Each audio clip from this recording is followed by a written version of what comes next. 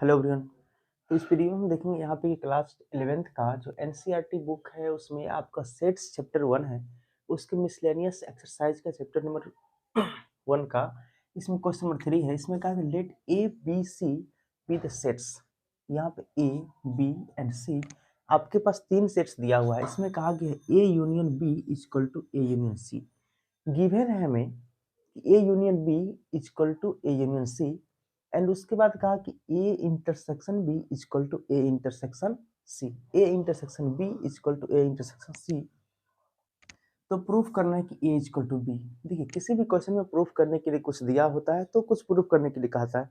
तो यहाँ पे जो दिया है तो उसको लिखेंगे और उसके बेस पे हम क्वेश्चन को प्रूफ करेंगे। तो यहाँ पे लिखेंगे द गिवन।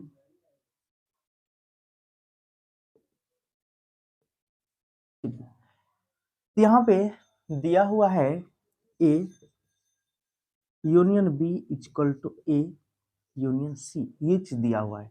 उसके बाद और दिया है कि A intersection B equal to A intersection C. ये चीज हमको दो बात इसमें दिया हुआ है और दोनों बात से प्रूफ करना है कि बी जो सेट होगा ना वो सी सेट के बराबर होगा। मतलब यहाँ पे इसको दो तरीका से प्रूफ कर सकते हैं, एक तो थ्योरेटिकली और एक तो न्यूमेरिकली। एक तो न्यूमेरिकली में क्या होता है कि आप कोई भी तीन तो डिफरेंट डिफरेंट टाइप का सेट ले लीजिए और इसको इस कंडीशन को सेटिस्फाइड करा के देखिए सेटिस्फाइड कर रहा है बी इक्वल टू सी। अब बी इक्वल टू सी जो आप कोई भी दो ठो आप सेट ले लेंगे जो कि बी सेट और सी सेट के बराबर होगा, इस प्रकार सेट लेंगे। चलिए तो उसको हम बताते हैं बाद में, पहले हम यहाँ समझते हैं कि किस प्रकार से थ्योरेटिकली प्रूफ करते हैं। ठीक है, तो देखते हैं यहाँ पे हम A union B equal to A union C. तो सबसे पहले बी निकालने के लिए हम क्या करेंगे, अगर हम दोनों साइड इंटरसेक्शन बी करें, दोनों साइड इंटरसेक्शन बी, तो देखते हैं क्या आता है यहाँ पे। तो इसके बाद यहाँ पे आएगा कि ए को जब देखिए ए यूनियन बी, ए अगर कोई सेट है बी अगर कोई सेट है तो दो सेट्स का यूनियन करेंगे तो ए सेट में जितना एलिमेंट होगा वो सारा एलिमेंट एंड के उसके बाद बी सेट में जो भी एलिमेंट होगा वो सभी एलिमेंट, तो दोनों एलिमेंट को एक साथ रख करके जो सेट बनेगा वो बनेगा A union B and B अकेला सेट। तो ए यूनियन बी में तो बी होगा ही, इसीलिए ए यूनियन बी के सेट और बी सेट दोनों का इंटरसेक्शन करेंगे तो बी आएगा। कहने का मतलब इंटरसेक्शन मतलब कॉमन होता है, इस दोनों में कॉमन क्या आ जाएगा आपका, ए यूनियन बी का जो सेट बनेगा उस सेट में एंड बी का जो सेट बनेगा, तो बी का सेट तो ए यूनियन बी में होगा ही ना, बी के सेट के प्रत्येक एलिमेंट ए यूनियन बी में तो होगा ही, इसीलिए ए यूनियन बी के सेट में बी सेट का सभी एलिमेंट होगा। इसीलिए यहाँ पे ए यूनियन बी जो होगा वो बी इंटरसेक्ट करने पर बी आपको आएगा, दोनों में कॉमन क्या मिल जाएगा, बी मिलेगा। ठीक, इक्वल टू, अब देखिए ए यूनियन सी अलग सेट बनेगा, बी सेट अलग मिलेगा। ठीक है, तो हम इसका इंटरसेक्शन निकालेंगे। तो ए को पहले बी के साथ इंटरसेक्ट करेंगे, ए इंटरसेक्शन बी, और यहाँ यूनियन है तो यूनियन देंगे।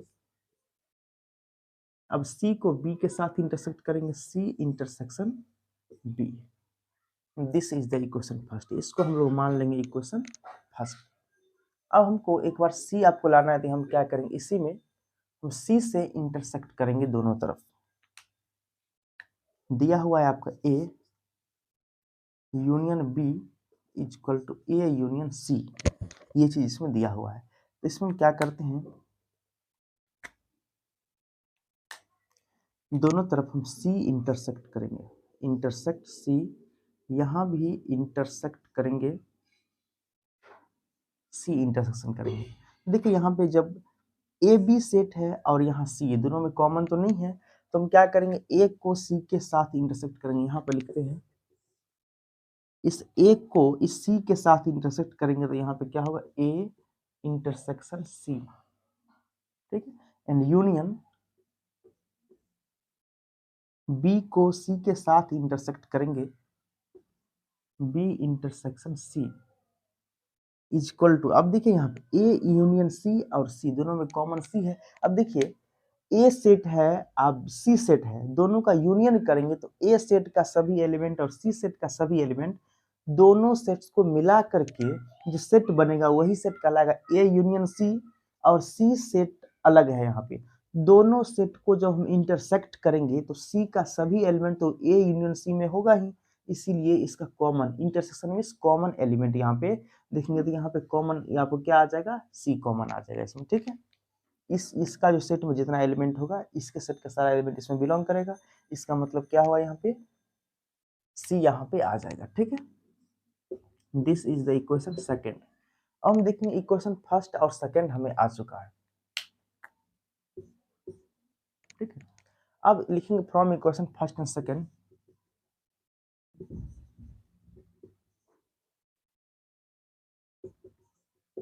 देखिए equation first and second, equation first में हमको कहा गया था b इक्वल टू, उसमें निकला है c इक्वल टू, देखिए b का वैल्यू क्या है इसको लिख लेते हैं separately, b equal to a intersection b union c intersection b